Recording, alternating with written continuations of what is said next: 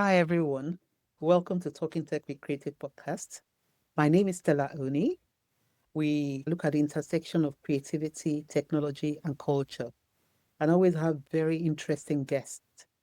Before I introduce my guests, I want to just say a few things.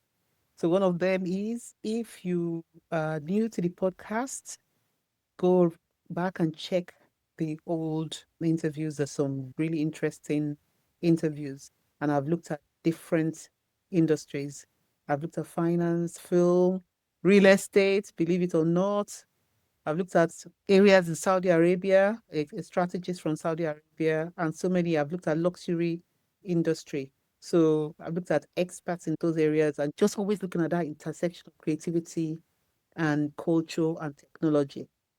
And I'm planning to do a solo episode, which I've said about. I want to do an overview of technology, creativity, and culture, where we stand. Where we're getting to the end of the year, so I must do a solo episode to just do that roundup. And also, I'm going to be starting a Patreon.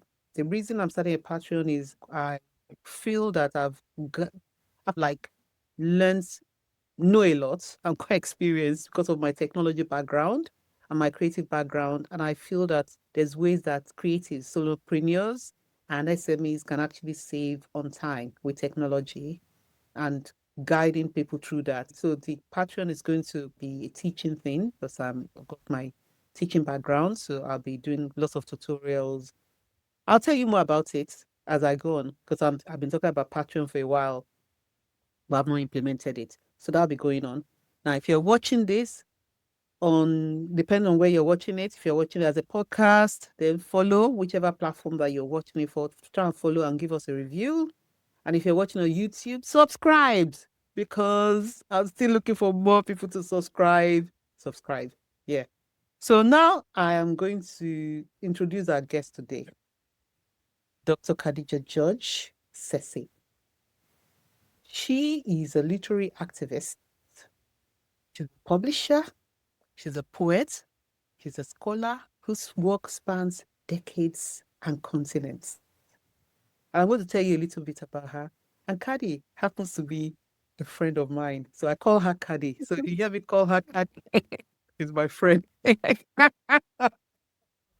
she's done so much that I had to have her here because the idea of this podcast is to curate, to do a kind of curation of certain things. And because of that, I have a set of questions I want to ask Kadi because of that, because I really want us to record and curate what she says on the podcast today. So Kadija is the founder and publisher of Sable LitMag, and she's a co-organizer of Mboka Festival in the Gambia. She serves as publications manager for the Inscribe imprint of People Tree Press, commissioning anthologies that amplify Black British writing. Her own creative work includes the poetry collection Erky, which is brilliant. I've got a copy, signed copy. And she has edited numerous anthologies of fiction, poetry, and drama by writers of African and Asian descent. Kadija holds a PhD from the University of Brighton on the topic of Black British publishing and Pan-Africanism. Recognized for her services to literature, she was awarded an MBE and has been honored as a fellow of the Royal Society of Literature and other bodies. So Kadija, welcome to the podcast. I'm so excited to talk to you today. Thank you. I love your hat. Thanks. So I'm going to start with just looking back over your career. But before we go back, actually, tell us a little bit. I know I've said a little about you. Tell us a little bit about yourself from your own mouth. What drives you and what is the most important thing to you now? The most important thing to me has been for a long time. Family, my sister especially. I'm now a grand aunt. I'm going to see my grandnephew, who's born a week ago. Wow. Yeah, this is exciting. Yeah, no, what's exciting me? I think I still, when my adrenaline comes, when I'm doing something that I feel is really exciting and it's a great initiative. So like when I did the festival, the International Black Speculative Writing Festival, it was such hard work. This was in February 2024, Goldsmiths University. It was such hard work. For some strange reason, I decided to do the first one for 3 days. What was I thinking? But I had such adrenaline just pushed me through the whole 3 days. I slept on the fourth day, but I loved it.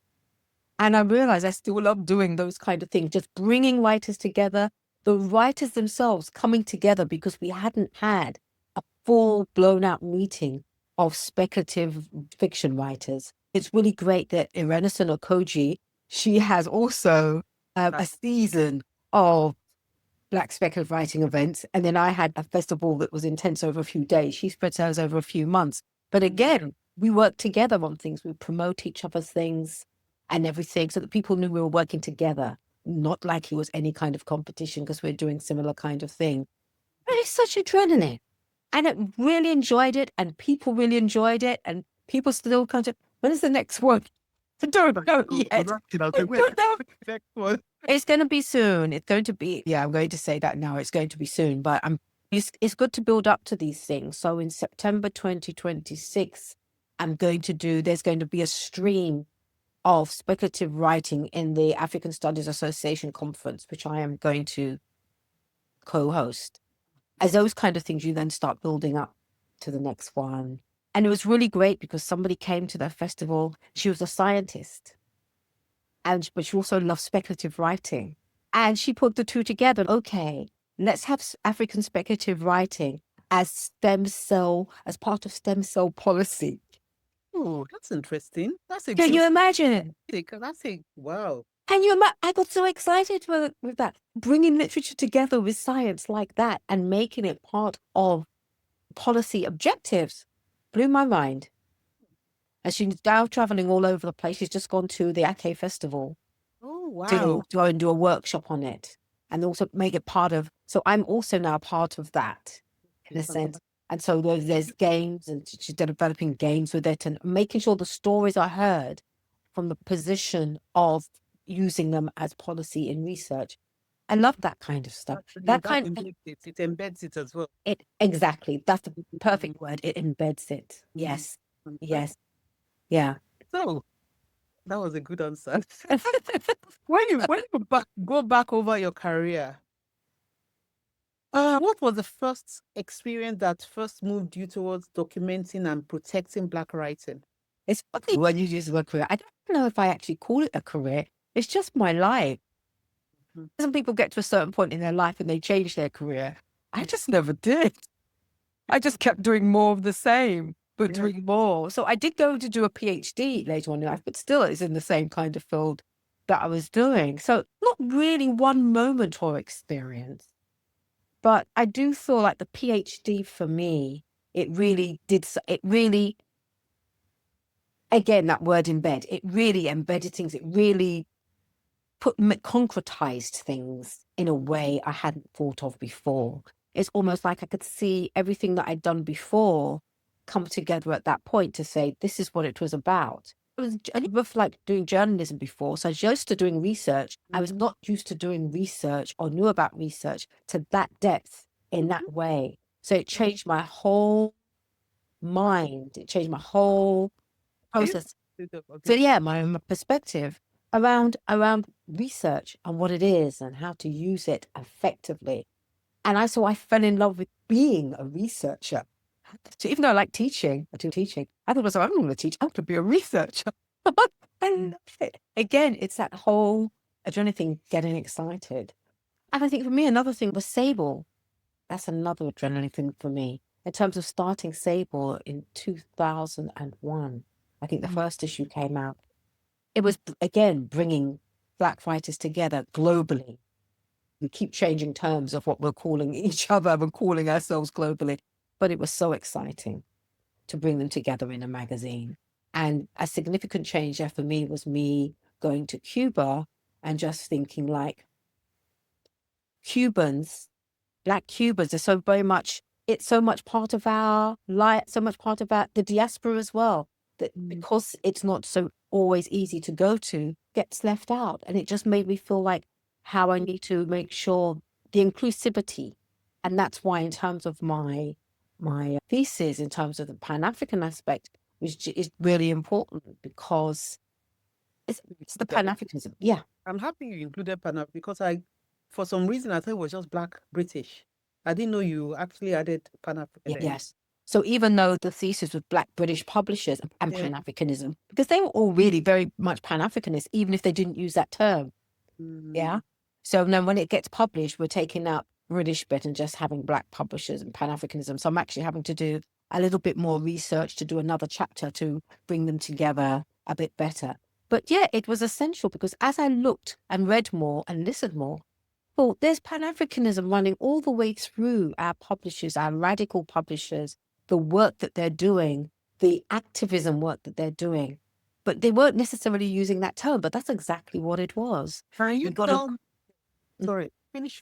Yeah. So I think we have to think of Pan-Africanism as a philosophy of life, and in terms of the way it is used, is not just about making sure that that Africa developed. It's that as people of African descent in the diaspora, that we all develop together, and whoever is with us on that journey.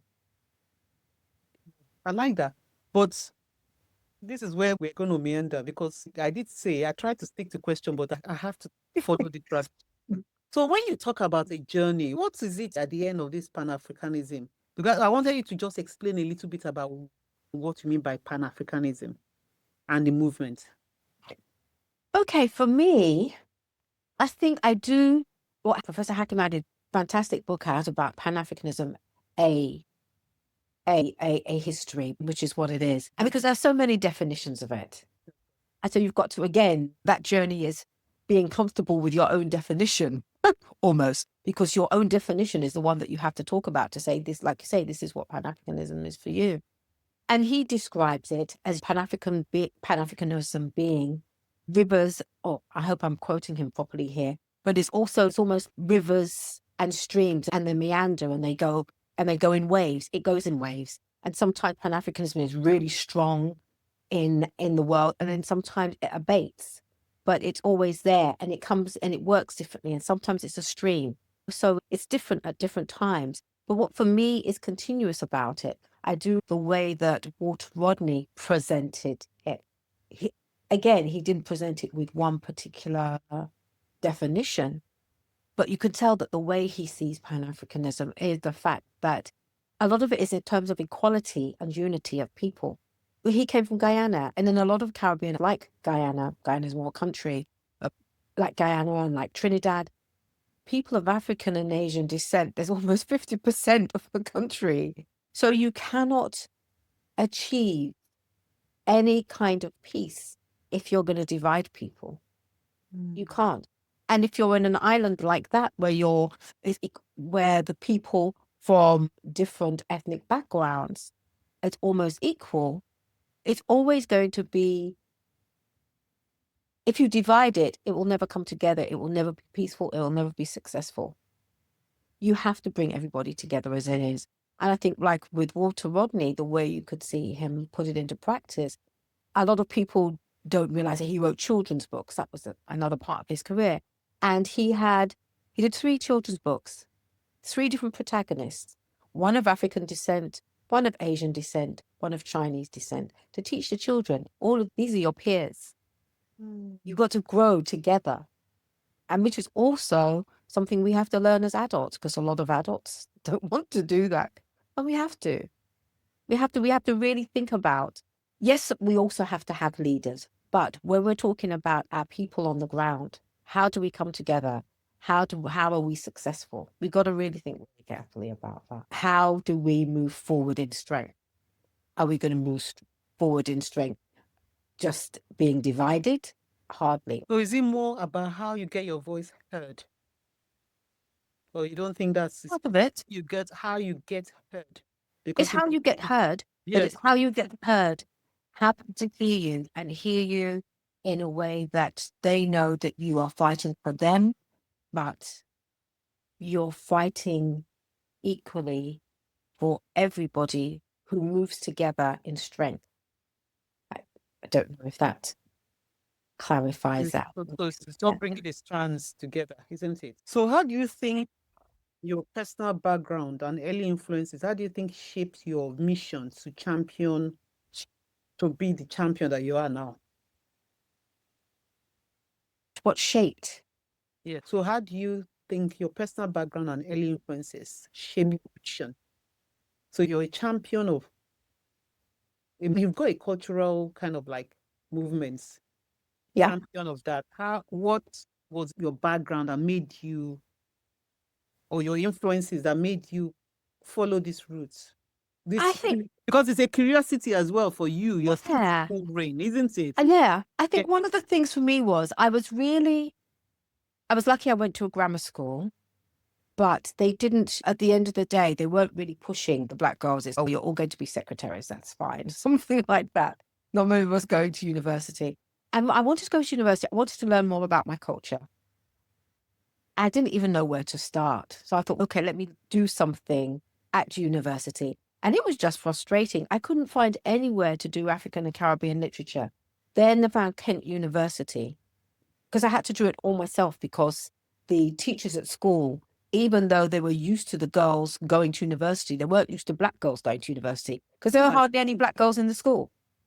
So they really didn't know how to help us. So I would just sit down and go through the ACAS book, just literally looking down lists for something I could study.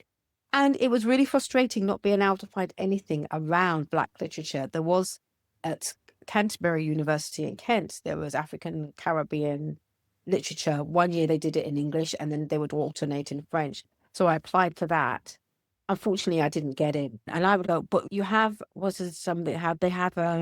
you could go in after to see what courses are left and try and get in like that. And I said, oh, it's through clearance. I said, well, if the course is on clearance, can I come? And they were like, no. And I just didn't understand it.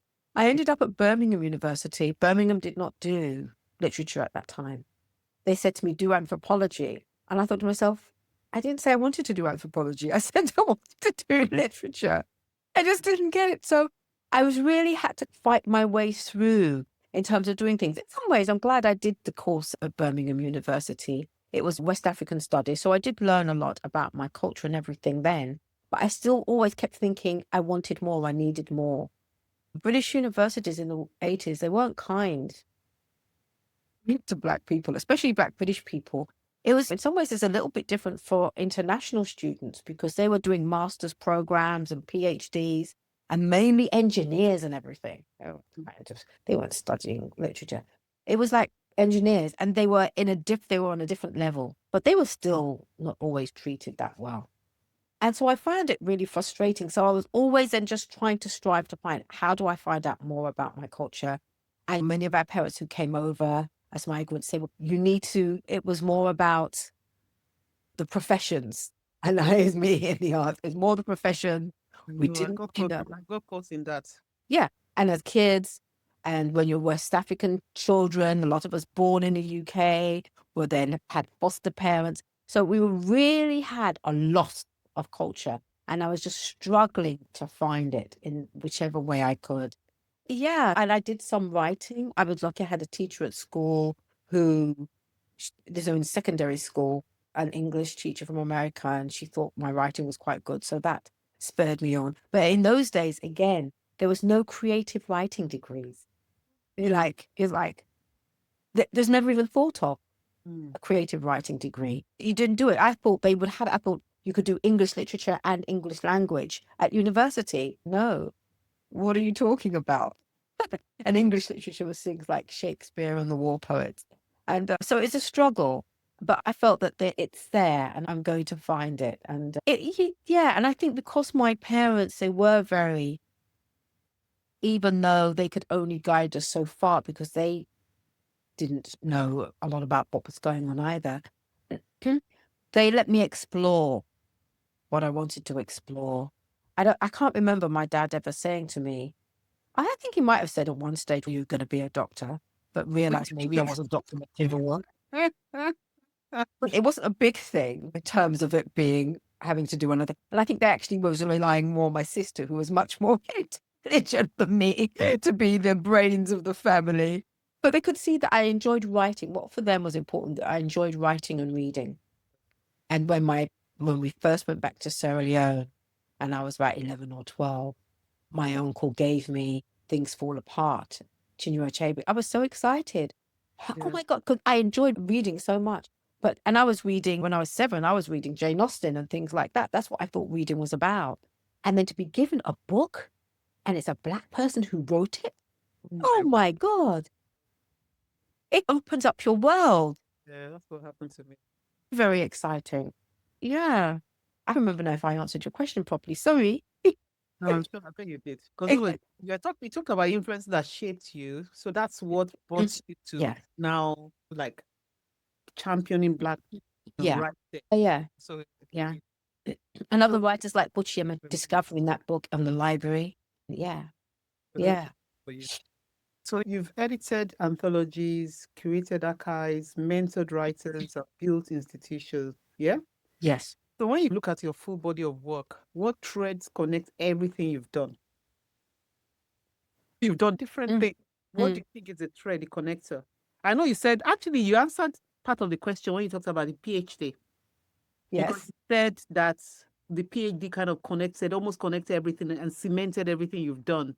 Yes. Is there anything you want to add to that? Not really. I don't think so, because within the PhD, again, was the Pan-Africanism. When I look back on things, that is a thread, which I never really realized before. And in some ways, the poetry as well. Because I think that poetry is brings people together in such a way that anybody can write poetry. Unfortunately, in a lot of times, a lot of ways, people want to make people feel that your poetry is only worthwhile if it's written in a particular way. And it isn't. What is important in poetry is the story that you're telling. It's the story that you're telling, and that you have the confidence to do it in a format. Yeah. Yeah, I remember, okay, one of the ones that got me, the one I read was, I think it was one on your grandma. And I went back and I read it again and again. I still love it. I Oh, still, really? it was beautiful. It was so, you just, that is what poetry does. Good poetry will take you, go to the heart and give you the story. It's not like us that we have to write 300 pages to get the story across. You Yeah. put the story there in few words, and that Mm. was just amazing. Yeah. You know? What do you think has been the biggest challenges of preserving stories that mainstream institutions either overlooked or did not consider important? And I'm going to bring something out and I didn't bring this out for you, but I just started reading it. I started reading it because I just thought this is the canon, because I was doing a teaching about canon. And then I remember that I'm quite pleased that you have a decolonize your bookshelf in 50 books. And I just love the title, because I was in that lecture that I did, I talked about the Western canon, and I talked about other kind of. So yeah, so the question is, you've got the biggest challenges in trying to preserve stories that mainstream institutions either overlooked or did not consider important. So what do you think were the biggest challenges in doing that? I think it's getting into print is the challenge, because the stories are there. We know we have our stories. The challenge is having to convince those who owned things that our stories are worth enough to print. That's the challenge. It's not that we can't tell the stories or don't have them. So basically, what you're saying is that it's just the question I want to ask is, okay, so let me cite an example. So you approach, or you don't approach a press, or whoever Mm. approaches you, publishing house or press approaches you, you approach them, you pitch to them and say, I want to write this, or I want to edit this, or I'm coming together with a few people to do this collection. So they either are convinced and they go ahead and you do it, or they don't. How do you ensure? So it's because it's not just a matter of publishing. I've got my copy, yeah, and I love having this on my bookshelf, as most of the other books that I've got on my bookshelf. How do we ensure that these important pieces of work are distributed in the right places? what do those institutions, what do publishers do in terms of distributing, in terms of making sure that they get into the right hands? Do they go into academic? Do they go into universities? They That need it to does go not, all over. that it does not die as well. This is what I'm Yeah. saying, that it's continuous, it's available in the right places. What do they do?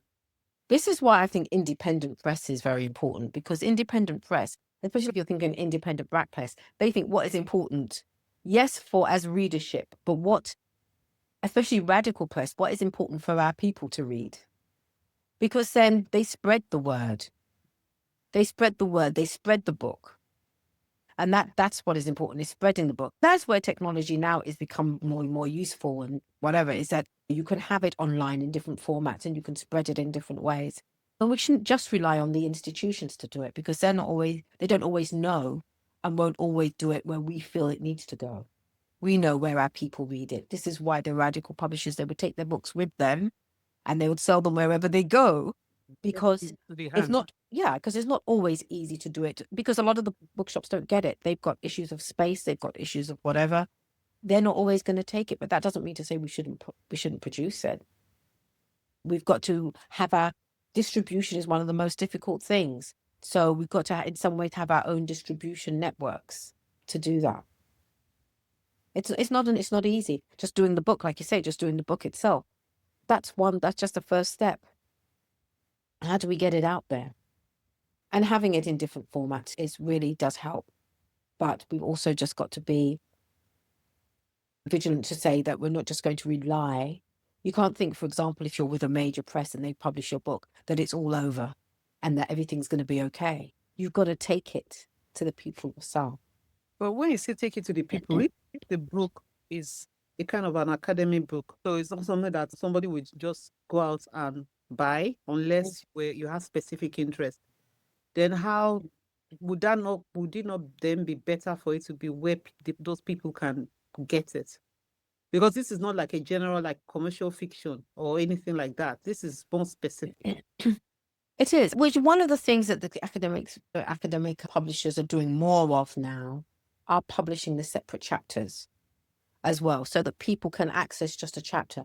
Academic books are so expensive. That's the way they make the money. The academics are not getting paid. All the money and the books are so expensive, and it all goes to the publisher themselves. You can take it in different ways. Actually, let me approach this in a different way. One of the projects I'm involved in is called the Brilliant Club. And the Brilliant Club is a charity where they go into schools, primary and secondary school, and their research is put into a short course of about 7 weeks. And you're teaching children, maybe a smaller group of children, of 7 or 14, sometimes the two groups come together, and you're teaching them your research at a level that a child can understand. But also what they are doing is they are learning to research and write as if to say that they are going to university. So they start learning early That's good. about what it takes to study at university level. So you can imagine me doing my research on Pan-Africanism and Black British publishing, and I can package it together. So in fact, I've got my courses, I think poetry, people and Pan-Africanism or something like that. And I've got a picture of Marcus Garvey on the front. That is, and I'm taking it in there, the Pan-Africanism, whatever leader is there, they're always there with their partner. So we will not have, so Marcus Garvey is in there, and I talk about both of his wives, because both of his wives were very powerful. Talk about Mandela, got to talk about Winnie Mandela. They are there together. Again, that Pan-Africanism aspect and that equality. Level.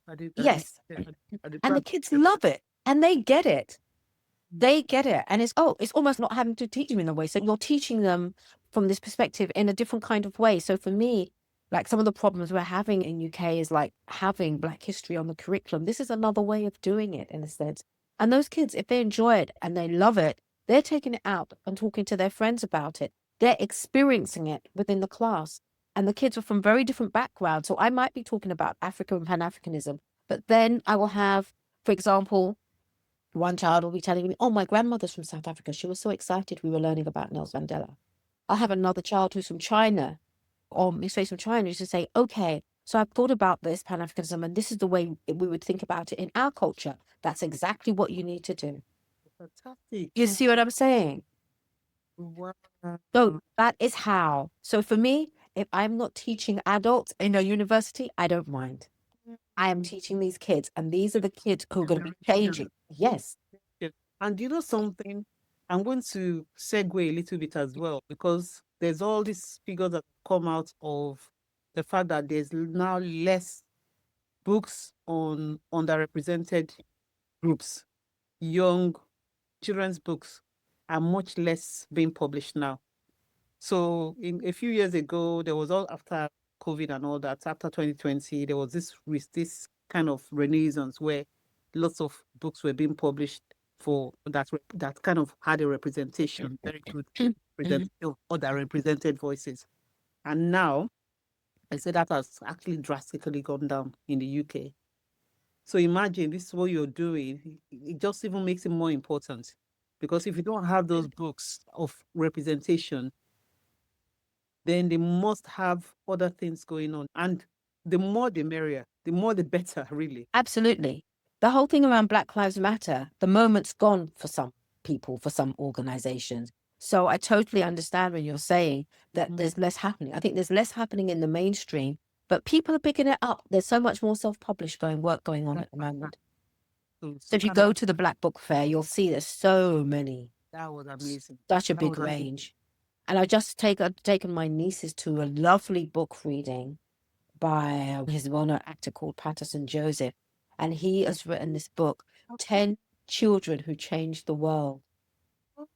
Oh, where did he do his reading? He did it at Books on the Rise in Richmond. He goes and does readings all around in different schools, not just in bookshops, but in different schools. Yeah. And yeah, that kind of thing is amazing. There are more adults that he's reading than children's. Oh, I'm really You know? impressed by that at the grassroots level.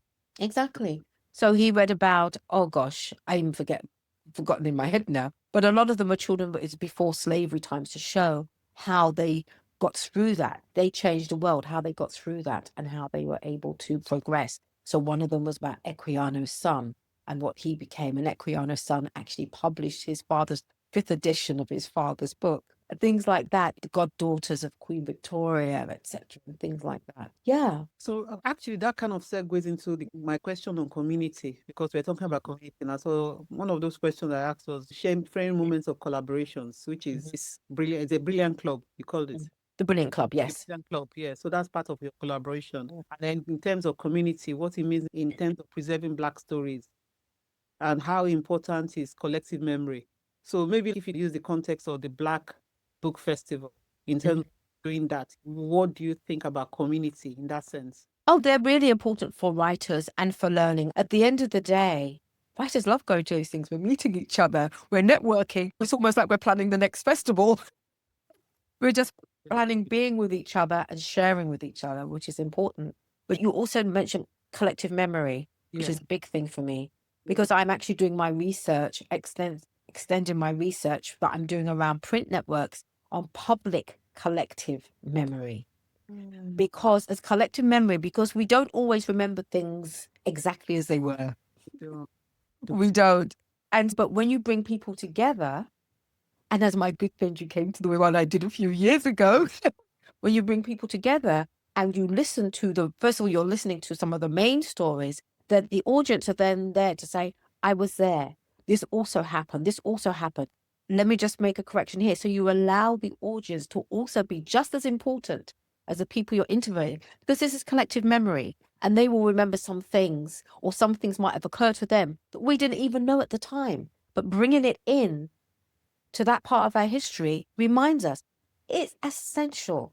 And there is a phrase they call pooling our memories. And it was somebody but Ewart Thomas who brought this in, who was part of the Bogle Overture building of their publishing company.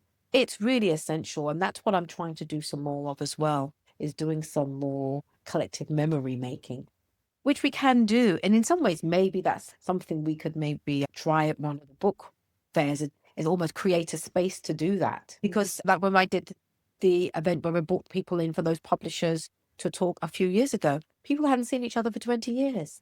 Mm.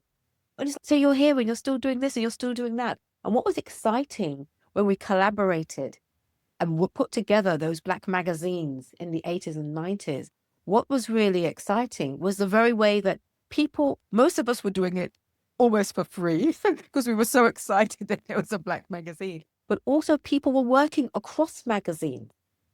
They weren't just doing for one, they were doing for so many. Again, that's that collaborative we have to do. And I like working with small collaborations rather than large collaborations, I think, because there's a parity and equality there. And sometimes they even get more into the community. Oh, than yeah. the other ones. Absolutely. But that's Yeah. the thing with our radical Black publishers. They were very community-based. The publishing itself was almost as a base for the activism. It was a base for the community to come together. It wasn't just the publishing the books in itself. It was a base for people to come together and share. So when you look at the landscape, like there's been changes over the last 2 decades. We've been talking about the past and we're talking about the present. What do you think excites you the most at the moment? What can we learn out of what we're going through now? They're going to change again. I think one of the things that, because we definitely have, what's the word I'm looking for? Landmarks in that time period that you mentioned, like over the time period, there have been landmarks of particular changes. So I suppose one of the things that was started that they knew the hope was going to bring some change in terms of Black literature was things like the Caine Prize. Prizes can be very important in terms of moving things, in terms of showcasing things. And the Caine Prize has done that. But it had to, in some ways itself, it took a step to change. The first year, it was won by Leila Abuela, and she's a lovely writer, Sudanese writer. The second year, it was won by Helen Abila, and that for them was the lift-off point. It's because Leila, of course, she'd already published work. They wanted somebody who hadn't published to say, this is what the prize is going to do. And it did. I think, Caine is now in his 25th year or something. Produced some amazing writers. But that was like a real lift-off point in terms of African literature being expounded in Britain, and not just from the classic writers who people knew about from the Heinemann writer series, and those are ones on the continent. You could have fantastic African writers everywhere. But it took a long time, though, to break that thing of the typical kind of African story, if it's going to be about politics or corruption. Different kinds of stories. Yeah. And that took some time to get to. And also myself and Courtney Newland also noticed that 2015 seemed to be a change. Because all of a sudden, then there was like this explosion of a lot of new writers, Black British writers born in Britain. So maybe it's a generational thing, but not only a generational thing. And more older writers as well, which is great. And I noticed it because there are a lot of writers around, and I didn't know who they were. And I'm like, I don't know these writers. Yeah. And that happened around 2015. Because as well, when I think about it, like even with the Caine Prize, every year I'd know out of the 5 shortlisted people, I'd know at least 2, if not all 5. Got to a point and I just don't know any of them, which is great. Because it means to say that there are a lot of new writers coming in, and they're having that confidence of coming in as well. Yeah, so we should see what is happening, that change as being a good one, because there's different landmarks and different changes coming in. And one of the things we get stuck with that hopefully is changing is that, there's a couple of very well-known Black writers. Do we need any more? We always need more. Yeah, so really stereotyping the genres that we're working in, and also stereotyping us with the writers who they are accepting to be on that larger platform. We've got to break that. Interesting. Where do you think we see the gaps that need urgent attention, whether in publishing, archiving, education, or cultural institution? Because I know that, especially in Britain, that there's a lot of pullback of public funding. Funding that are being scaled back because of economic reasons. So where do you think... And bad management. Bad We call no names of organizations. So where do you... I think there's gaps in everywhere. There's still gaps in everything. And part of that, it comes down to ownership. We don't own anything. If you don't own anything, then you can't control. You can't make control things getting better. You can make steps and can try, but especially when we don't own the means of distribution, it's really great that even we're having small Black independent press publishing what they feel is important. But there's gaps, still big gaps everywhere. It starts, we were talking about that with Black Lives Matter. It starts to seem like it's making steps moving forward, and then something falls away. That's what we're continually in Britain at least. I think sometimes as well, people have been telling me it happens in America too, around things like publishing, where about 10 years ago, there was so many, not so many, but there were Black faces in some very prominent positions in publishing, and they're nearly all gone. That's why, even though we don't do it in a large way, independent and doing our own is very important, because we will keep the books in print that we feel it's important for us and our children. That's one of the reasons why I started creating my app, Afri Poetry, again, to bring together threads and to fill in gaps. So we're making those links between our leaders and the poetry, the literature, and things like that. It's really important that it's seen together. So basically, what you're saying is that if a book went out of print, that's it. With a lot of large publishers, yes. It They have to just be picked up by independent publishers. It's, for example, how CLR James, and he went out of print. And CLR James is, I don't know how to, important voice. yes, just a minimum, important voice, there's a minimum we could say about him. It's just a stalwart figure. And a smaller company like Allison and Busby to then pick him up and publish him. And that shouldn't be the case. Or they might bring it out if they feel, for example, I'll do it on an anniversary date. Anniversaries seem to be important for publishers and events things. Think, it's an anniversary, so it might happen. Why did we have to wait so long, 100th year of celebrating Baldwin's birthday, before we collected voices to talk about how important Baldwin was? Again, that was a small press. Aurora Metro did that. They're not a Black press, but they publish a lot of Black writers and women writers. And it took the publisher to look and think, 100 years of Baldwin, where are these voices? How has Baldwin affected people in their everyday lives, etc.? And the book was amazing. There is now a big project in Britain going on, Baldwin in Britain, and they're doing similar kind of things. They are bringing voices together as well. Because Baldwin, it came to Britain quite a lot and he was impactful. So, yeah. Funny enough, I wasn't even part of the, I think I was busy around that period, so I couldn't be part of it. But James Baldwin actually influenced me. Yeah. A big deal. In fact, because of that, one of his, I put a quote, my first ever book that's not published, the literary fiction that is still in the drawer somewhere, has a quote from James Baldwin. I was so into Baldwin, it was crazy. Just reading all his stuff. Really? Hey, Yeah. Baldwin. And because I journaled, in those days, I had a lot of journals. So I got a lot of Baldwin stuff lurking somewhere that I need to just bring together. I have a lot of Baldwin stuff from the past. I learned a lot from reading what other people sent me to read, to edit. Loved it. And I'm really proud of what we've done with Encounters with Baldwin. I learned a lot. And as well, because people were talking about whether it's his drama, his fiction, not so much about his poetry, but people wrote poetry about it. There's little gems within the poetry, some of his poems as well. Yeah. And it's amazing just the way that his voice and what he said carried such weight up until today. Yeah. So it's all very well be publishing what he did before, but let's bring out some other voices to say this is the impact of Baldwin. Okay, so I'm going to just jump to technology here because I think that is quite important in for your podcast. Not funny enough, not for the podcast, but the curation of work. It is. For the preservation of things for the future. Yep. So how do you think technology supports your mission? Where do you see digital tools strengthening access and preservation? When we talk about books disappearing and appearing and all that, how do you think technology can help?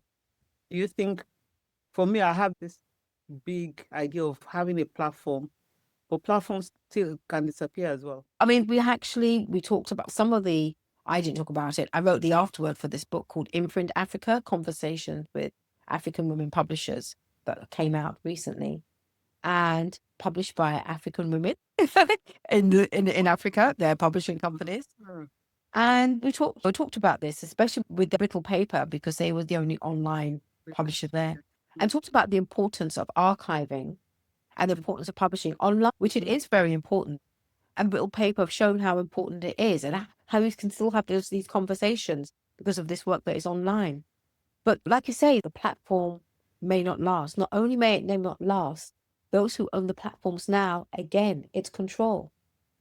I've lost a Facebook page just because they didn't like what I had on it. I've had somebody they put all their family pictures on Facebook because they thought that they were safe. Gone. We don't control those things. So for me, I'm not saying we shouldn't use it, but you need to have 2 backups and your hard copy. I'm sorry, we still need to have the hard copy and archive it properly. I've lost about 10 years of photos off a laptop that was stolen because I did say, oh yeah, I'm loading them on my computer, they're safe. Where is the backup? Because I needed to have space on my camera.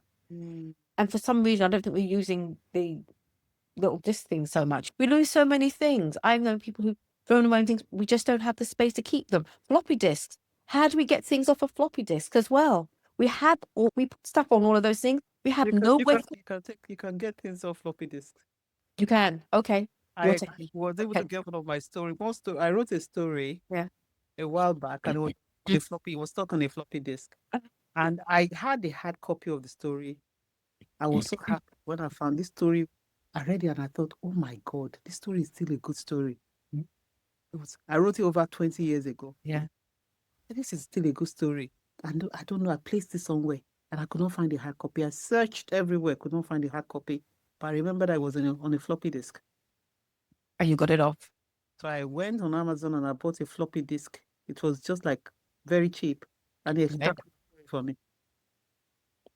Fantastic. That's good. I'm pleased to hear that. I'm sure that there are things around somewhere, but sometimes they're either hard to find or people move, things happen. Yeah. And like I've said to some magazine publishers, oh, do you have a whole file of those?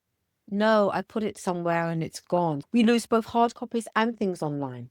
So that's why the backup is having them in different formats. Hard drive decides it's not working. Well, spreading your words, what I do is, so if I do something, I tend to put it on another platform. So I've got articles I've written on my platform, on my own website. And just in case my website disappears one day, if I'm gone, because none of my children write. So I don't know what's going to happen to my work when I'm gone. So I tend to just publish on other platforms. Good. So at least it might have a longer life outside. Yeah. Because as well, there's so many people who read things on different platforms. Just because you've got it on 4 different platforms, that's 4 different audiences. Yeah, yes. That is where technology is useful, and that's how we have to use it. I don't think that just one thing is precious. Yeah.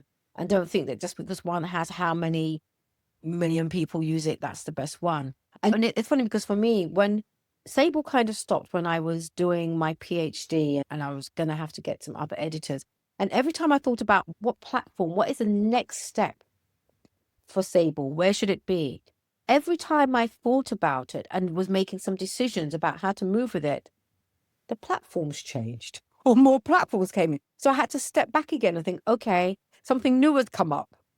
Is this the best thing? And again, changes kept happening. So in the end, I just thought, while I'm doing the PhD, let me just put it to one side and think about it. Because it's something I'd love to come back to. But it's just getting it right. I know I love like the platform like what James Marua has of African literature.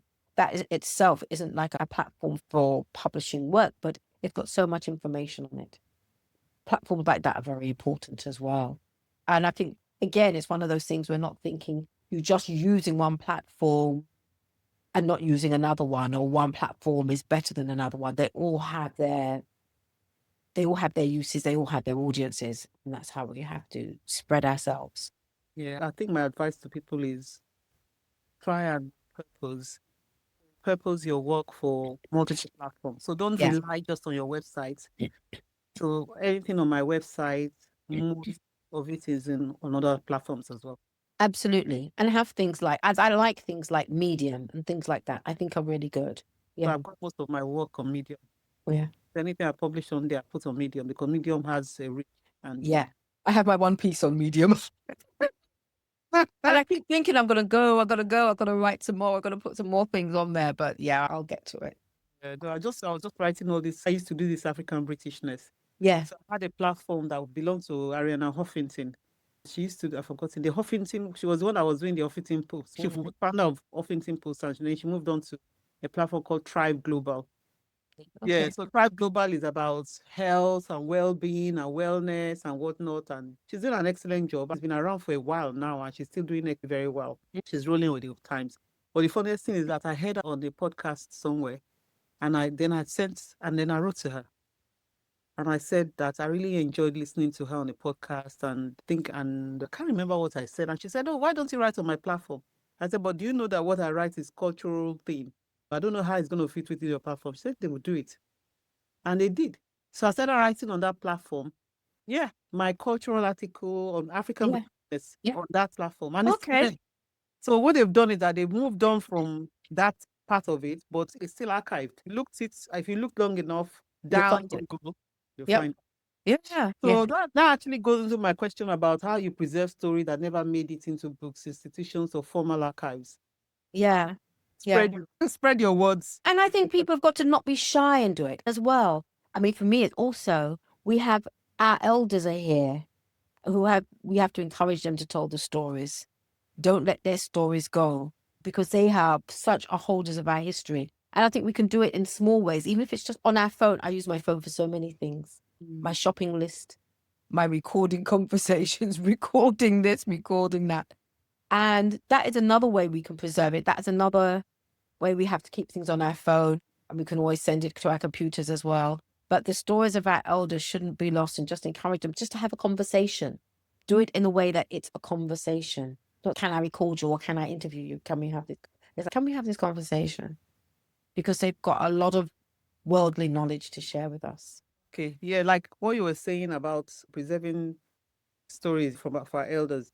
So I came across an autobiography by Ify Adenuga, who in Britain, she's in Britain, but she's the grime artist Skepta. But the reason why I picked up the biography was not because I didn't even know Skepta, was because I think I saw it on Instagram and I was so keen. I saw that the story was her autobiography actually captured Britain in the 80s, her coming to settle in Britain in the 80s, and she lived through Biafra War. I read it and I was blown away by the story that I had to then I have a TikTok platform where I do my book reviews. It's not very regular. And I did a review on it. That was it with along other reviews. And then recently, I need to ask her what she's doing. I don't know if she's doing anything. I just noticed that recently it just went viral. What, your review? Not millions of viral, but viral for me. Uh-huh. So instead of me having my couple of thousand views, I've now got close to 11,500 views on her book alone. Wow. I have no idea what's happening. I cannot tell you what is happening. It just happened. It's just, I don't know, it's just getting these views for one reason or the other. So what I'm just saying is that this is the story, because when I do my reviews, I don't care whether it's TikTok or not, I tend to do a robust review of a book from beginning to the end.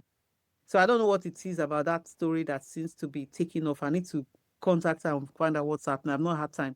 But that's what I'm saying. But that's a story for me that I felt was so important because if you read that book, it encapsulated the 80s, settling the immigrant experience of Yeah. of Yeah. 80s, which there's not a lot of. I No, don't but even it's know if there's not. any. Yeah. So for me, that was a curation for me. That was something that I had to say. I said, okay, go on TikTok, put it on YouTube because I have a channel on YouTube. I try to marry it up, but I'm trying my best, guys. It's so difficult to try and spread yourself. Yeah. So Yeah. that's part of curation because I thought human story is important. I was able to read about Biafra from that first-hand experience of Biafra as she was a teenager. She even lost siblings during the war. But then she came to Britain in the 80s and she was able to capture what the 80s looked like. The local, what was it? Ah, there were some things in the 80s that were so, when she called the names, it was like, I was like, oh my God, this is history. This is Send me a link, please, so I can send it out on my network. Yes, I think Please. I'll send you the link to the book. Yeah. It's very, for me, I think it's Yeah. a very important encapsulation of the immigrant experience of the 80s that I've not even read anywhere from Great. that point of view. I That's think why Derek Owusu's mum. I think Derek Owusu's book, and he talks about his mum. I think it's also from the 80s. what's it called? I just got that book Mm. recently. I think I just got the book. We're going to start winding up slowly now. So if you imagine the next 50 years, what do you hope scholars, readers, and young creatives will discover about the work being produced today? For me, I think as long as it is there and they know that we were trying, we were doing something, for them just to learn from is great. So that they know that this is what needs to be done, is that they need to be doing this. And that we were exploring and we were dipping into things, we were exploring things and trying to make things happen. It's really 50 years and we're unlikely to be here. And things are changing so quickly. You don't even know what 50 years Will look like, because we don't even know what 5 years is going to look like. I You think, know? yeah, for me, I just want us to be heard, Yes, and I want young people to, like, I think we said it earlier, young people, old people, whatever, because especially when it comes to digital age now, just put your that's voice right. out there. Just don't be shy. And you don't even have to show your face. You can make it audio. I like video and audio. I don't mind. But Mhm. just do audio. Just Mm. put your voice out there because you don't know who you would impact. And And I think it's important that they know as well that you share what you've got. You either share your or you knowledge. share your opportunities, whatever, which is again part of that collaboration. Whatever is there, there's going to be more of it. Don't think that if I share this, I'm going to lose. If you share, you will just reap more. Just share what you have so that, and share those stories, because that's the way that things, that's what social media does in a way. You're sharing it. So share it so that it goes far and that you are, and that's your own little bit of activism as well.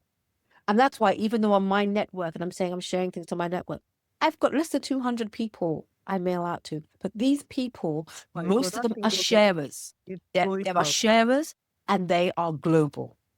And I know things go out everywhere. And I meet people, it's, oh, yeah, I got this from your network because I'm on it. Or somebody sent it to me from there. Or somebody said, I was able to do this because I saw it on your network. Fantastic. That's what we have to keep doing.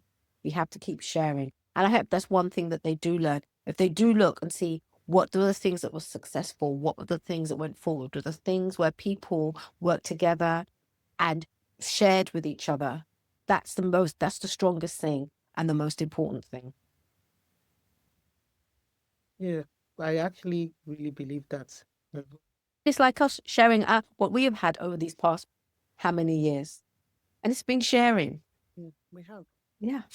We have. It's been and doing different things in our different spaces. This is me doing my own thing in my own space. I just feel that this area should be explored. And I'm Absolutely. exploring this area of technology and literature and culture and preserving things. Yes. And with the conversations I've had, I'm quite happy. I think because Stella, you know a lot about, because you are very around technology, and people like me are not sometimes with things like AI. I think we've got to get to grips more with AI. It's not going to go away. So how do we make it work for us rather than letting it feel that it dominates us? Yeah. So I think hopefully in 50 years that our young people, our generations will feel that they have, they're not going to let these things dominate them. They're going to learn from them, but able to use it for their own benefit. Yeah. Mm. And that's my thing that I'm setting up. That's part of what I want to do because the idea, because generative AI has so dominated the scene in terms of what is taken away and what was done in creating the generative AI that we forget about some of the benefits that AI could help each person in their various industries. Yeah. So that's what I want to look at and look at automation and teach people how to use automation for their That business. would be really valuable. That would be really That, valuable. that's Please my. let me know when you do that. I'm going to be starting this soon. I just need to Mhm. set myself up properly. Well, I think it'll be starting next year, early next year. I'll be starting in January. If I can set it up enough, I will start in January. Yeah. And I Yeah. just want people to just start getting to grips with that Yeah. micro learning and big support so that you're not left behind. So That's right. you're not using it to generate your creative work. You can use it to generate other things that are not Yes. that are not creative. You can Yeah. use it to do heavy lifting for your business, automate your. That's right. That's what somebody said in terms of I did a fundraising workshop. They said you use it to do your research Yeah. for the funding application, but you don't use it to write the funding application. No, because the funding application is you're writing for yourself. You're writing Yeah. what you need. So You're you can't writing a get AI to passion. do it. Your You're passion. writing a passion. You can Yes. get it to do some corrections for that for Yeah. you, but Mm. your voice has to be heard. Otherwise, then it sounds generic. Yeah. So those are the differences. And I'll be doing when I do my solo episode, which I'm going to be doing, all the kind of things that I'm going to talk about, so that Right. people kind of understand. So it's because in some parts of the world, and I said it to so many people because I've got colleagues that are, when they hear just AI, they are so incensed. And I said, look, in some parts, it's almost like it's a blessing for those parts of the world because things that they were not going to have access to, things that they were not able to do, they're able to have that access through AI. So while you're not happy about the fact that generative AI did this, which I'm not happy about as well, we are not all happy about how the script creative writer That's true. did. That's true. Yes. But I said that to that person. I said, look, I'm Nigerian. As much as I'm British Nigerian, I'm Nigerian, and I know the impact of AI for some people in Nigeria in terms of what they're going to be doing and how that is going to change the landscape. So while you might be resistant to the change here, other parts of the world Yeah. will pick it up faster Yeah. because you're resistant to the change because you feel that it's done this, but it's not going to go away. Yeah. Yeah. So what do you think feels unfinished or urgent in the world of Black literary development and preservation? Until we own things, ownership and distribution is key. Until we really own things, we're always going to be like one step behind. I don't know if we're winning. We are doing great things. And I think we shouldn't put ourselves down. We are doing great things. We should encourage people to still do more great things, not to be shy, as you said. You can be doing great things. It's still hard. It's still hard, but enjoy the journey. So I know that when I introduced you, I didn't talk about your Fulbright scholarship, which you are going to be embarking Yes. on a lovely new adventure, and I'm so pleased for you. So tell us a little bit Thank about you. Fulbright scholarship and your foray into the States. Yes, it's a strange time to be going to the States, but it's not one of those opportunities you can postpone and think you can get it later. You do all the application again. So I had to think very carefully and thought, I'm going to make the most of it. I really am. Yeah, so even though my basic research, I'm extending that and looking at Black publishers and Pan-Africanism, I'm looking at a couple of publications. Particularly, one of them is a Journal of Black Poetry, and one of them is Class Magazine. Those are just a couple of the journals I'm looking at. But I'm also doing a lot around the research methodology I wanted to do around public collective memory interviews. So I'm going to try and do some in person. Probably one is going to be online. But I think it's something I really do want to develop and write about, as this is particular method of us collecting our stories that is very important for us. It can be used by anybody, but I want to show how we use it, that narrative in the Black community. Doing some teaching. So I'm going to be at the Library of Congress in the Kluge Research Center. And then I'm going to spend about 6 glorious months at Howard University. Can you believe this? How can I not go and not be at a historical Black college? How I have to be. And there's a wonderful host. I have a head of the English department, Professor Carol Boyce Davis. When I tell people that, they even scream. It's like, how did that happen? I Oh, know.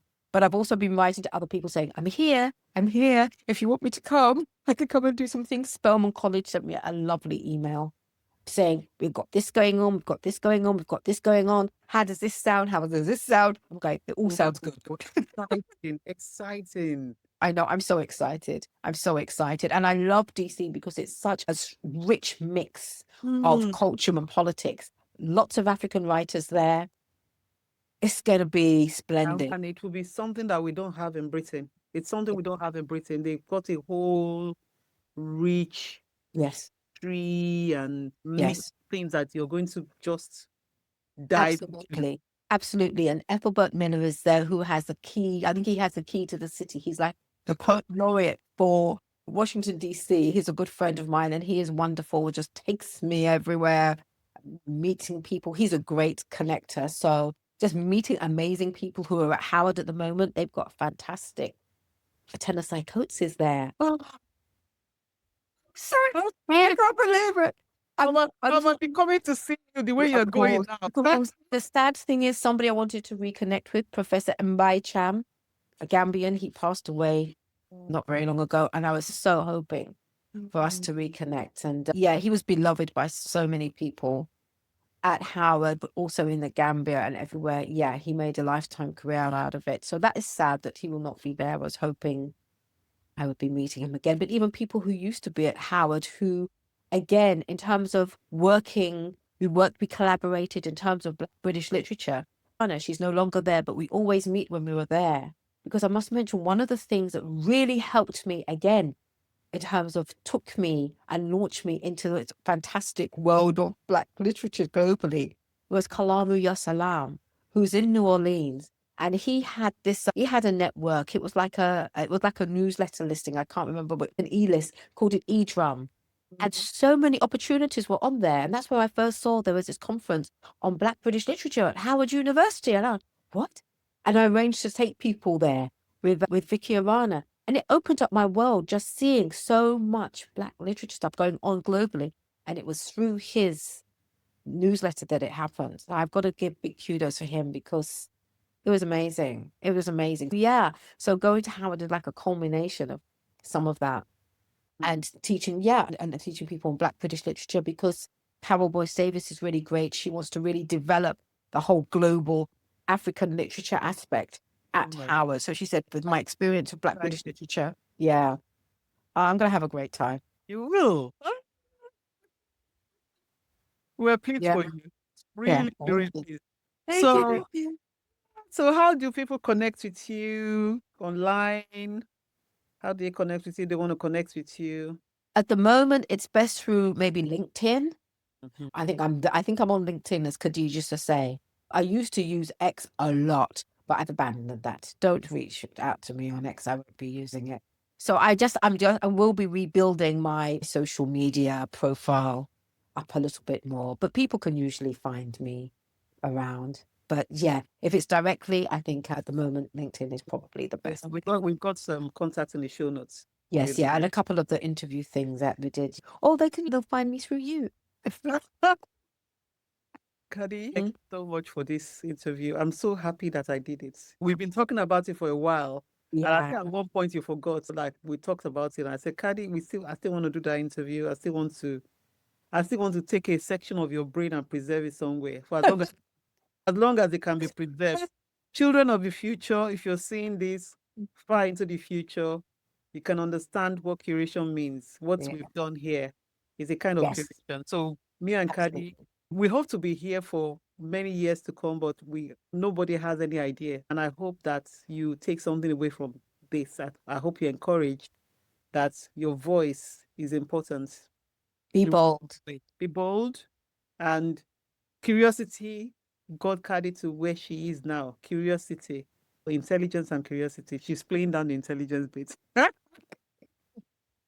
And we're enjoying, I personally have enjoyed the fruits of our labor, literary activism. I've enjoyed it. So it might be going on behind the scene. You might not see it, but you get the waves. The waves come out. And I think when you think about the Black British, I can't say the publishing landscape, but I'll say the Black British writing landscape, it's not as many as I would want, but there's quite a diverse mix of works coming across, more voices, new voices that are emerging. in deep especially in speculative writing. We've speculative, just broadened it so much. romantic. And romantic. Oh my gosh, yes. Yes, Romance. Yes, yes. Very much. romance, Yes. crime. So there's Oh, definitely. yeah. So there's a little bit more. We want more, but there's a You little want more? bit more now of that happening. And literary fiction always has its day. I don't know about literary black fiction. Apart Bernardine, Evaristo, Dan Mhm. Evans, who are all the literary giants? I'm trying to think. I can't seem to.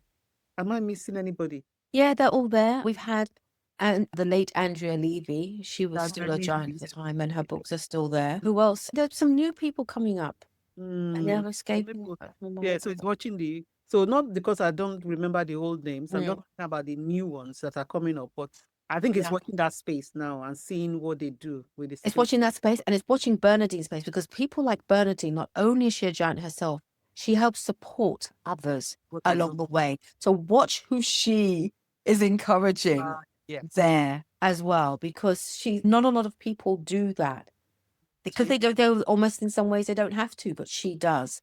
So it's worth watching her to think, okay, who is she championing? Who is she saying we should look out for? Because she's got a good eye for that. She's been doing it for so many years. Yeah. Fantastic.